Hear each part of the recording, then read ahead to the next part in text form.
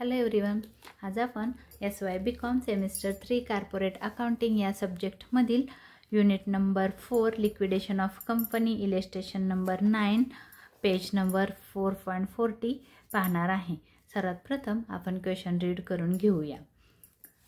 The balance sheet of Janata limited Jogeshwari as on 31 March 2025 was as follows. आपल्याला 2025 ची एक balance sheet दिलेली आहे।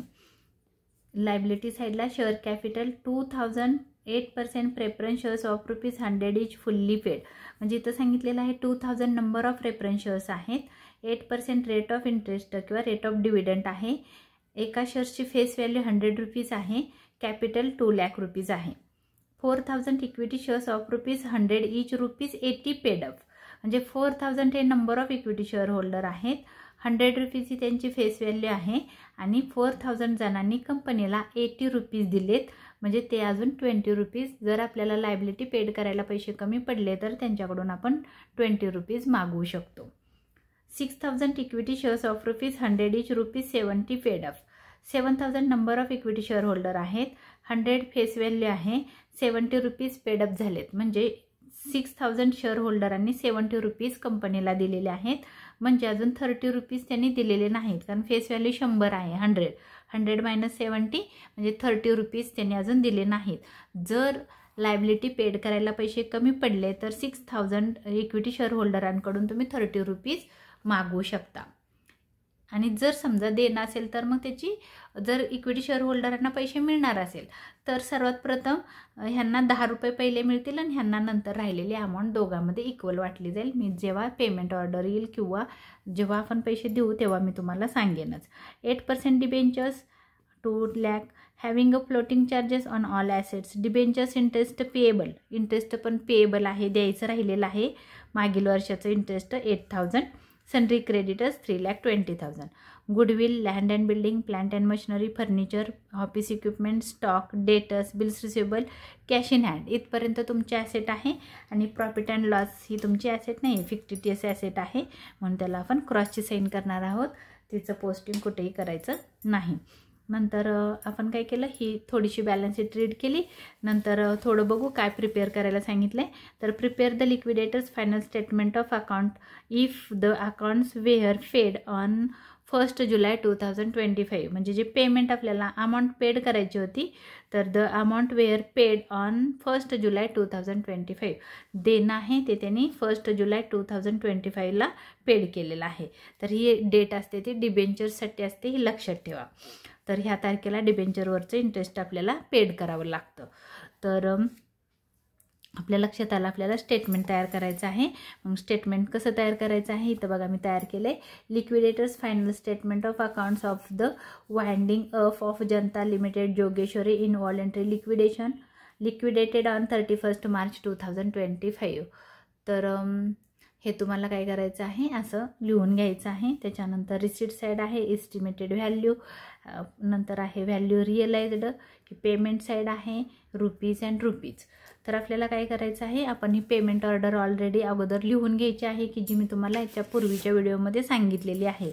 ही आपली पेमेंट ऑर्डर आहे, त्यानुसार मी पेमेंट ऑर्डर लिहून घेतलेली आहे, पण लिहिण्याच्या अगोदर तुम्हाला ॲडजस्टमेंट बघाव्या लागणार आहेत आणि ॲडजस्टमेंट बघतच तुम्ही, म्हणजे डबल क्वेश्चन आपल्याला रीड करावं लागत नाही। तर काय करायचं आहे की बघायचं की काय काय सांगितलेलं आहे, रेम्युनरेशनला किती जागा सोडायची आहे, किती त्याला म्हणजे किती टाईप्सचं रेम्युनरेशन आहे ते बघायचं आणि तेवढी इथं लिहून ठेवायचं, म्हणजे मग आपल्याला जागेचा अंदाज येतो।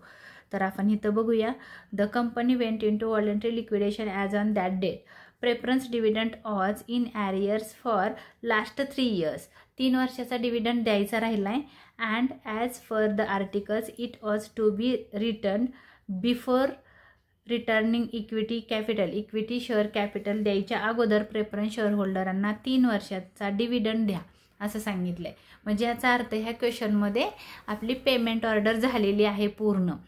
तर प्रेफरन्स शेअर होल्डरांना आपण देऊन टाकू, इथं सांगितलं आहे त्यांनी। तर प्रेफरन्स शेअर होल्डर आहेत क्वेश्चनमध्ये बघा 2000 नंबर ऑफ शेअर होल्डर आहेत आणि 2 लाख त्यांचं प्रिन्सिपल आहे। तर मग प्रेफरन्स शेअर होल्डर आहेत प्रिन्सिपल, मी इथं लिहिले बघा, माझा इथं क्रमांक आलेला आहे, तुमचा पण ती पेमेंट ऑर्डर अशीच तुम्हाला ड्रॉ करायची आहे। तुमच्या लक्षात येईल कसं ड्रॉ करायचं आहे ते. आणि मी काय केलं इथं प्रेफरन्स शेअर होल्डरांना इथं सांगितलं त्यांचं कॅपिटल आहे 2 लाख, म्हणजे प्रिन्सिपल आहे 2 लाख. मी इथं लिहिलं 2 लाख रुपीज प्रिन्सिपल. आणि पुढं सांगितलं की त्यांचा जो ॲरियर्स आहे तो 3 वर्षाचा द्यायचा राहिला आहे. म्हणजे तो त्याचं कॅल्क्युलेशन कसं येईल बघा. आपण वर्किंग नोट सेपरेट करू. प्रेफरन्स शेअर होल्डर,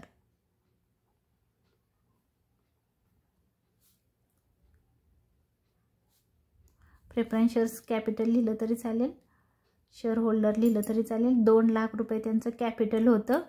त्याच्यावर 8% इथं सांगितलं बघा. 8% काय आहे त्यांचा रेट ऑफ डिव्हिडंड आहे, म्हणून इंटू 8% केलं. या 2 झिरोला हे 2 झिरो गेले. 8 2 16, 1 2 3 0, 16,000. हे 1 इयरचा डिव्हिडंड आहे. 1 इयर डिव्हिडंड आपल्याला 3 वर्षाचा द्यायचा आहे, म्हणून 16,000 इंटू 3 16 3 जा 48, 1 2 3. तर एवढा आहे हे डिबेंचरवरचा प्रेफरन्सवरचा डिव्हिडंड. तर आपण इथं मी लिहिलेलं आहे डिव्हिडंड द्यायचा आहे 48,000. कसा दिला तर 2 lakh into 8% for 3 years.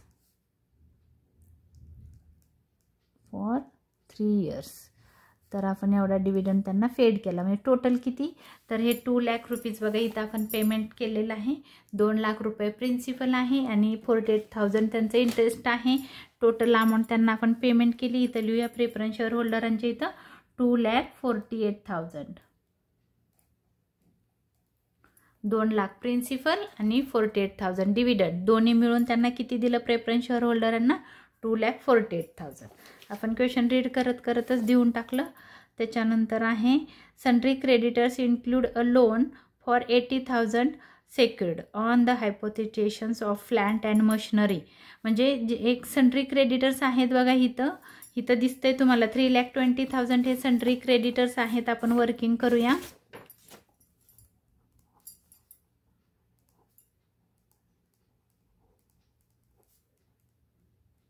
Sundry creditors include म्हटलं की लेस करायचं. सन्ड्री क्रेडिटर्सची व्हॅल्यू होती 3,20,000. तुमच्या लायबिलिटीला आहे बघा इथं सगळ्यात शेवटी. त्याच्यात इन्क्लूड लिहिलं. इन्क्लूड म्हटलं की लेस करा. इन्क्लूड काय झालंय तर लोन आहे. लोन आणि ते पण सेक्युर्ड लोन आहे. 80,000 रुपीजचं लोन घेतलं होतं आपण.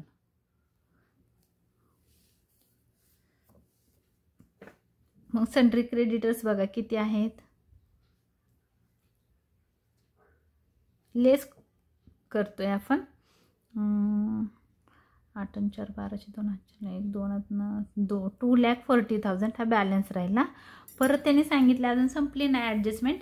अँड मशिनरी नाही plant and machinery and preferential creditors ₹20,000 म्हणजे इन्क्लूड झालेत. ते आपण लेस करायचे. लेस प्रेफरन्शियल क्रेडिटर्स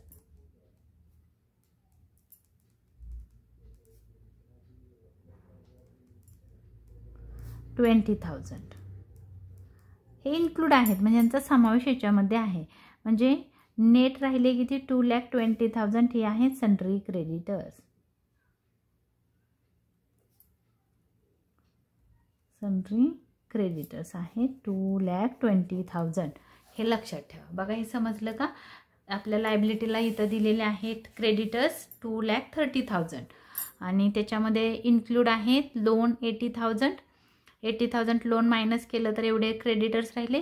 पण परत सांगितलं की ह्याच्यामध्ये प्रेफरन्शियल क्रेडिटर्स पण ॲड आहेत, इन्क्लूड आहेत, म्हणून ते आपण लेस केले 20,000. तर सन्ड्री क्रेडिटर्स आहे 2,20,000 ही लायबिलिटी आपल्याला लक्षात ठेवा. सन्ड्री क्रेडिटर्स किती आहेत 2,20,000. पाहिजे तर तुम्ही इथं लिहून ठेवू शकता 2,20,000 सन्ड्री क्रेडिटर्स आहेत. पेन्सिलने तर मेन्शन करू शकता जेव्हा तुम्ही किंवा पेमेंट करू शकता लगेच. सन्ड्री क्रेडिटर्सचं किती आहे 2,20,000. आपली सन्ड्री क्रेडिटर्सची पेमेंट ऑर्डर आहे इथं बघा. अनसेक्युर्ड क्रेडिटर्स आहे 2,20,000. 2,20,000 लगेच देऊ पण शकता 2,20,000. त्याच्यानंतर आपल्या लक्षात आलं आहे की प्रेफरन्शियल क्रेडिटर्स आहेत 20,000. इथं देऊन टाका प्रेफरन्शियल क्रेडिटर्स 20,000 हे दिले. तर लोन बघायचं आहे. बघा आपण काय काय दिलं, हे सन्ड्री क्रेडिटर्स दिले, प्रेफरन्शियल क्रेडिटर्स दिले. आता लोनचा विचार करायचा आहे. लोन बघायचं, पेड करताना त्याला तारण असेल तर त्याचं वर्किंग वेगळं असतं. म्हणजे काय आहे तर त्याने सांगितलं प्लांट अँड मशिनरी मॉर्गेज केलेले आहे. तर मग बघायचं की ॲसेट रिअलाइज करून प्लांट अँड मशिनरीला आपण स्टार करून ठेवू इथं प्लांट अँड मशिनरी. तर प्लांट अँड मशिनरीची व्हॅल्यू होती. तर आपण काय करू आता, हे पण लगेच करून घेऊ. आपण काय करू, इथं कॅशचा बॅलन्स पहिला लिहू. कॅश इन हँड आहे 16,000. रिसीट साईडला 2 कॅश इन हँड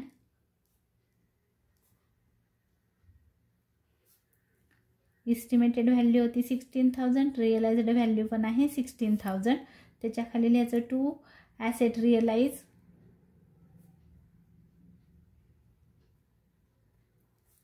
तर काय करू आपण, ते सेक्युर्ड ॲसेट आहे ही आपण ह्याला स्टार केलेला आहे.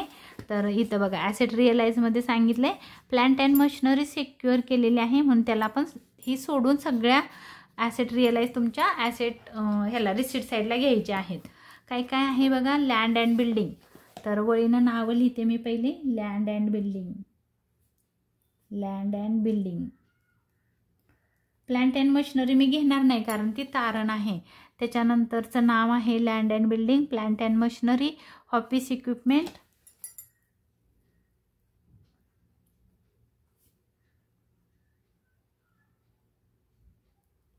Office equipment. त्याच्यानंतर आहे furniture, stock, debtors, furniture, stock, debtors and मला वाटतं बिल्स रिसिवेबल.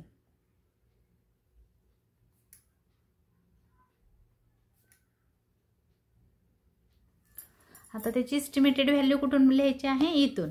तर लँड अँड बिल्डिंग आहे 4,36,000. इस्टिमेटेड व्हॅल्यू आहे 4,36,000. ऑफिस इक्विपमेंटची व्हॅल्यू आहे 40,000. फर्निचरची व्हॅल्यू आहे 20,000.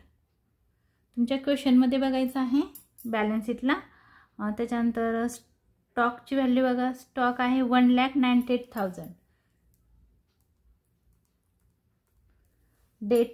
डेटर्सची व्हॅल्यू आहे 1,70,000 इस्टिमेटेड व्हॅल्यू. आणि बिल्स रिसिवेबलची व्हॅल्यू आहे 44,000. आता आपल्याला बघायचे रिअलाइज्ड व्हॅल्यू किती आहे. लँड अँड बिल्डिंगची 4,30,000. 4,30,000. प्लांट अँड मशिनरी घेऊ नका. ऑफिस इक्विपमेंट आहे 25,000. Furniture 16,000. Stock 1,40,000. Debtors 1,20,000. And bills receivable 28,000. ह्या पण ॲसेट रिअलाइज केल्या. प्लांट अँड मशिनरीचा विचार करू आपण वर्किंग नोटमध्ये. वर्किंग नोटमध्ये कसं करायचं आहे बघा, इथं आहे लोन.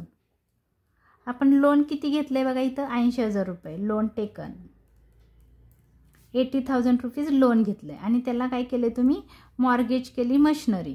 ती मशिनरी सोल्ड केली. आता विचार करा काय होईल, तुम्हाला पैसे राहतील का जातील.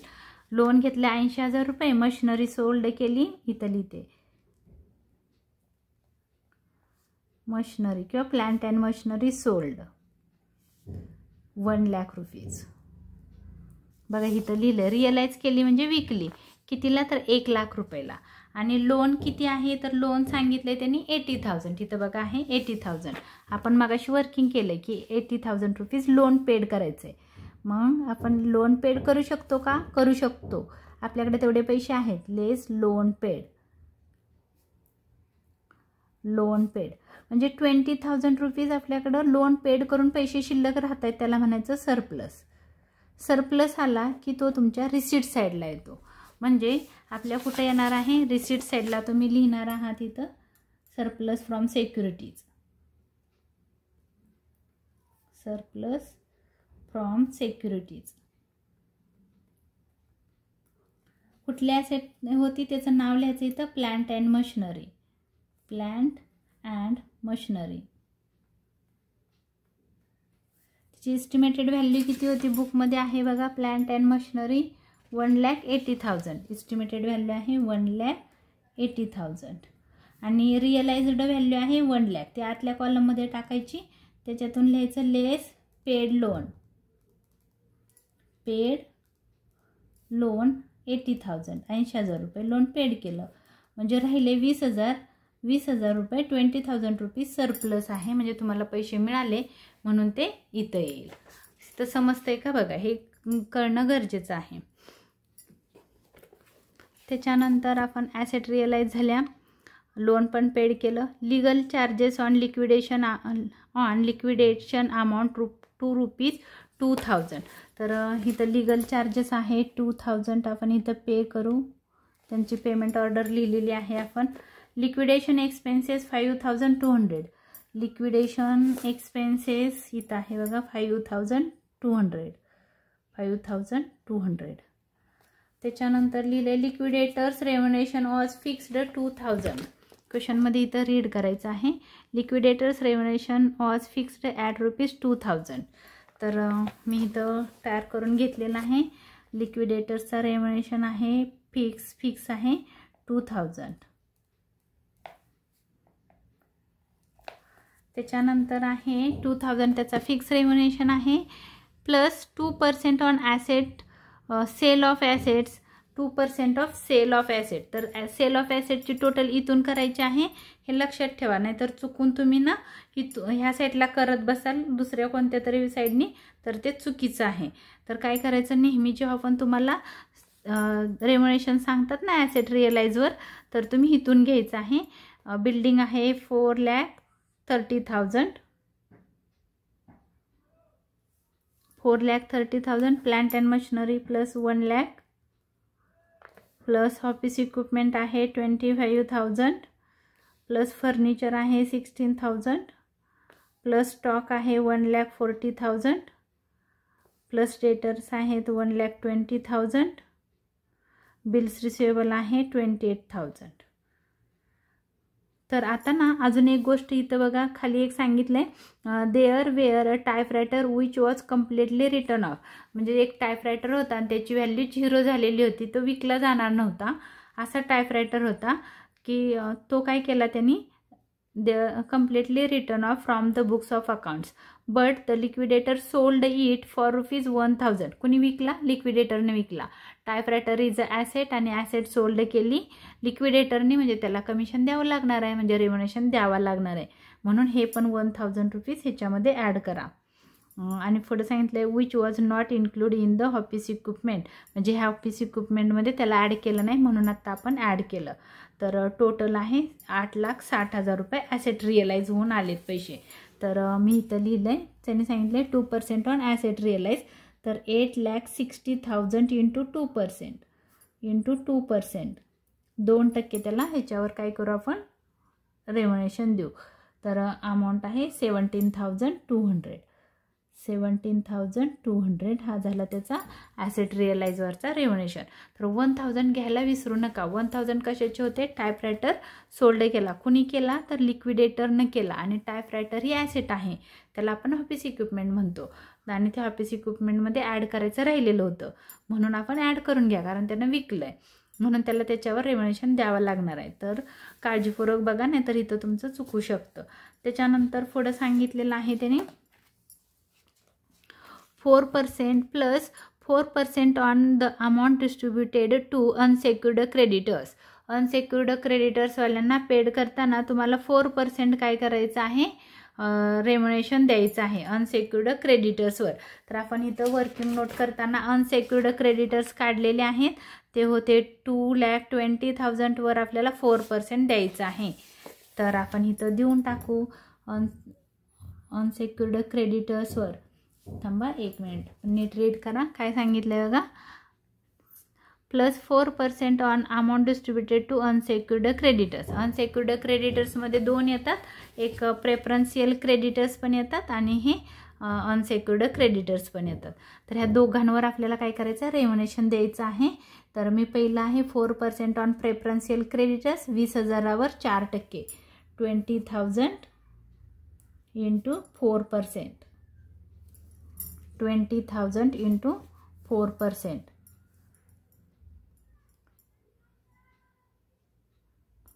800 रुपीज. प्रेफरन्शियलवर त्याला द्यायचे आहेत आपल्याला 800 रुपीज.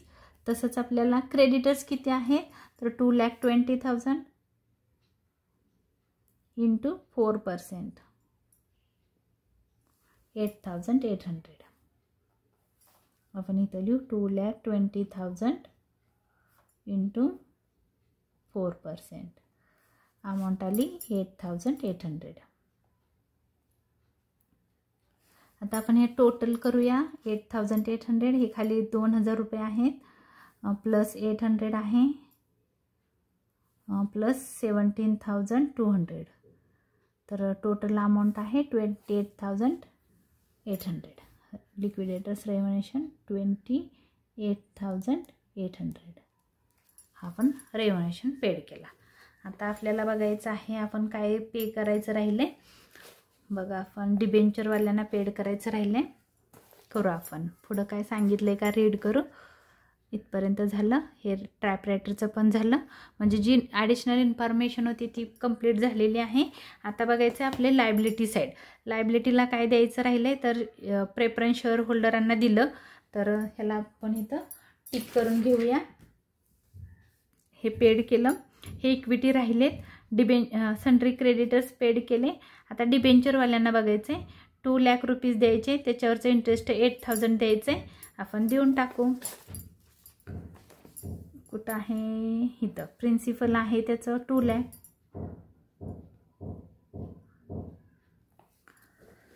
इंटरेस्ट पिएबल म्हणजे हे आउटस्टँडिंग इंटरेस्ट होतं ना, हे पिएबल इंटरेस्ट आहे 8,000, ते पण दिलं. आता आपल्याला बघायचं जे इंटरेस्ट आहे पुढचं.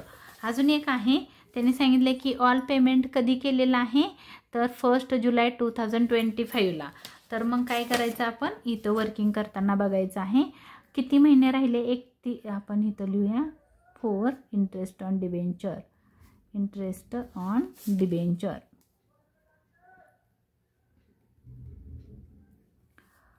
कधी आपलं इयर संपलं तर 31 मार्च 2025ला. त्याच्या अगोदरचं 8,000 रुपये द्यायचे राहिले होते ते पण आपण देणार आहोत. ह्यातून पुढं दिलंय कधी जुलैपर्यंत 1 जुलै, 1 जुलै, मार्च, एप्रिल.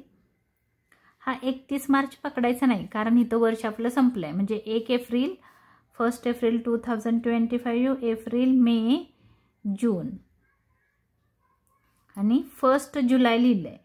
म्हणजे एक तारीख आहे म्हणजे ह्या महिन्याचं पण आपण इंटरेस्ट देणार नाही कारण 1 तारीख आहे म्हणजे किती महिने बघा 1, 2, 3, 3 महिन्याचं इंटरेस्ट आपल्याला पेड करायचं आहे. तर 2 लाखवर 2 लाख प्रिन्सिपल आहे त्यांचं इथं सांगितलेलं आहे. बघा इथं क्वेश्चनमध्ये सांगितलं आहे 2 लाख रुपये प्रिन्सिपल आहे, 8% रेट ऑफ इंटरेस्ट आहे आणि 3 months into 8% into 3 months, 3 divide by 12. तर तुम्ही इथं करू शकता 3 1 जा 3, 3 4 जा 12, 4 1 जा 4, 4 2 जा 8. ह्या 2 झिरोला हे 2 झिरो कट झाले. 2 2 जा 4, 1 2 3, 1 2 3, 4,000 रुपये त्यांचं इंटरेस्ट आपल्याला द्यावं लागेल. तर आपण इथं पुट करून इंटरेस्ट 3 मंथ्स आहे. फॉर 3 मंथ्स कितीवर काढला आपण तर 2 lakh into 8% into 3 months, 3 divide by 12. Amount आली त्याची 4,000. म्हणजे टोटल आपण डिबेंचर्सवाल्यांना किती देणार आहोत तर 2 लाख रुपये त्यांचं प्रिन्सिपल प्लस आउटस्टँडिंग इंटरेस्ट आहे 8,000 प्लस 4,000 करंट इयरचं इंटरेस्ट. अमाऊंट आली 2,12,000. 2 लाख कुठे गेलं डिबेंचर्स. 2,12,000 हे आपण पेमेंट केलं. आता बघायचं की आपण इक्विटी शेअर होल्डरांना द्यायच्या अगोदर आपण बघायचं आपल्याकडे पैसे आहेत का नाहीत कारण आपण सगळी लायबिलिटी पेड केली. बघा ही सगळी लायबिलिटी पेड केली. आता डिबेंचर राहिले होते ते पण डिबेंचर्स दिलं. तर राहिलं काय, तर इक्विटी शेअर्स हे दोघंच राहिलेले आहेत. आता बघायचं आपल्याकडे पैसे किती आहेत. आणि आपण इथपर्यंत का पेड केलं, कारण त्यांनी इथं क्वेश्चनमध्ये सांगितलं होतं की रिटायर्निंग इक्विटी शेअर कॅपिटल, म्हणजे इक्विटी कॅपिटल रिटायर करायच्या अगोदर काय करा, तर प्रेफरन्सवाल्यांना डिव्हिडंड द्या. याचा अर्थ असा होता की इक्विटीवाल्यांना पण पैसे आपण दिलेत. तर काय करायचं बघा. तर आपण वर्किंग कसं करणार आहोत तुम्हाला दाखवते. टोटल करायची आहे रिसीट साईडची. रिसीटची टोटल करूया आपण. टोटल किती येते बघू. 16,000 16,000 plus 4,30,000 plus 25,000 plus 16,000 plus 1,40,000 plus 1,20,000 1,20,000 plus 28,000 plus 20,000 amount आलेली आहे आपली. चेक करते बरोबर आहे का. हां बरोबर आहे. 7 लाख.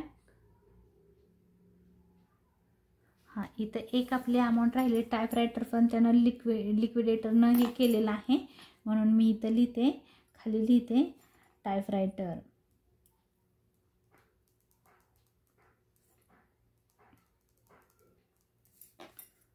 1,000 रुपयाला विकलाय तो.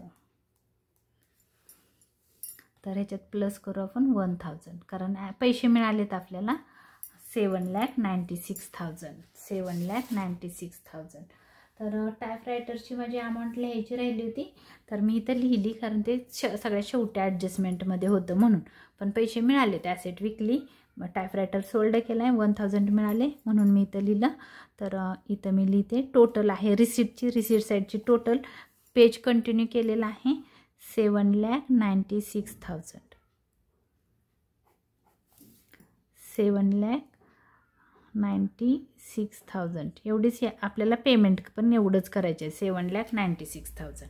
आता बघू आपण पेमेंट किती केलं आहे ॲक्च्युली. तर ॲक्च्युली पेमेंट केलं आहे 2,000 plus 28,800 plus 5,200 plus 20,000 plus 2,12,000 plus 2,20,000 plus 2,48,000. एक मिनिट. 2,48,000 टोटल पेमेंट केलं आपण 3 लाख. बघा इथं दाखवते. रिसीटची टोटल होती आपली 7,96,000 लेस पेमेंट. पेमेंटला आपण कमीच पैसे पेड केले. पेमेंट 7,36,000. जे उरलेली अमाऊंट कोणाची आहे, इक्विटीवाल्यांची आहे 60,000. किती अमाऊंट आहे त्यांची 60,000. ही कोणाची आहे, इक्विटीवाल्यांची आहे, इक्विटी शेअर्सची. तर आता आपल्याला काय करायचं आहे, पेमेंट करायचं आहे इक्विटी शेअर होल्डरांना 60,000. मी इथं लिहिलं 60,000.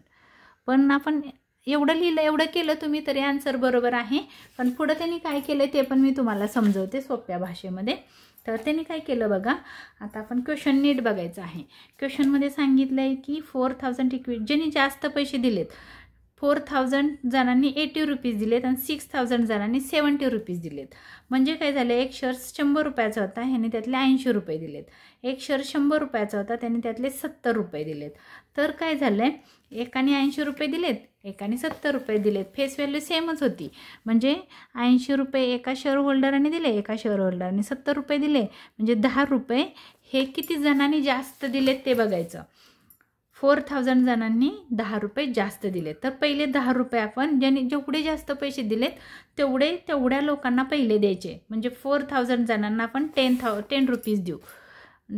Number of equity share holder 4 into rupees 10, त्यांना आपण 10 रुपये दिले. म्हणजे किती झाले, तर 40,000 रुपये. 4,000 इंटू 10 40,000. आपल्याकडे पैसे किती आहेत, तर 60,000 60,000 रुपीज आहेत. म्हणजे आता राहिले किती 60,000 मधले 40,000 आपण 4,000 जणांना दिले. मग आता काय करायचं आहे 6,000 आता जी टोटल अमाऊंट राहिली किती अमाऊंट राहिली बघा इथं 60,000 आपल्याकडे राहिलेले होते.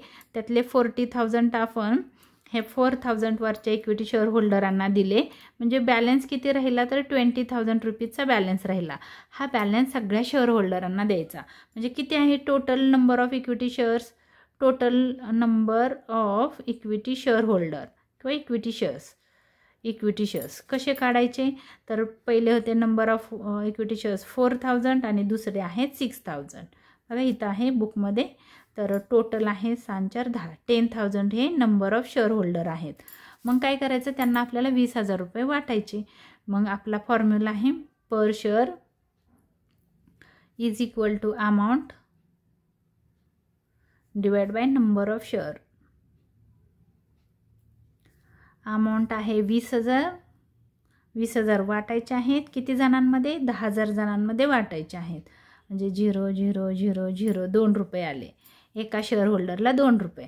म्हणजे आता नीट लक्षात ठेवा ह्या 4,000 जणांना आपण काय केलं हे जे 4,000 इक्विटी शेअर होल्डर होते इक्विटी शेअर्स त्यांना आपण काय केलं पहिले 10 रुपये दिले ₹10 प्लस आत्ता किती दिले ₹2 म्हणजे टोटल किती दिले तर ₹12 14 4,000 जणांना 12 रुपये दिले.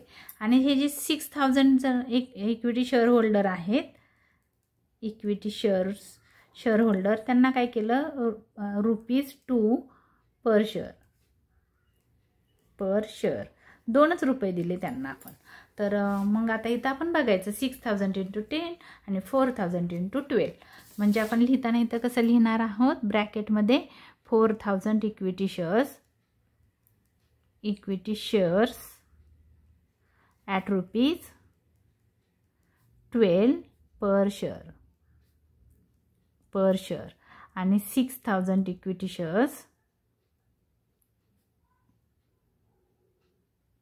At ₹2 per share.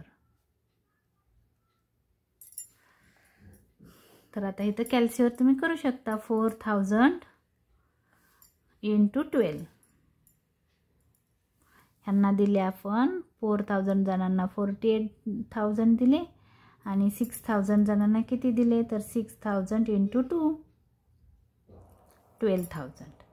यांची टोटल केली तर बरोबर 60,000 रुपीज त्यांना तुम्ही पेड केले. तुम्ही करू शकता 48 प्लस केलं तर अमाऊंट आली तुमची 60,000 रुपये.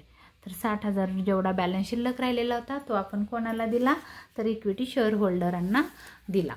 तर माझा हा व्हिडिओ तुम्हाला आवडला असेल तर लाईक करा शेअर करायला विसरू नका आणि जास्तीत जास्त विद्यार्थ्यांपर्यंत हा माझा व्हिडिओ पोहोचवा. धन्यवाद.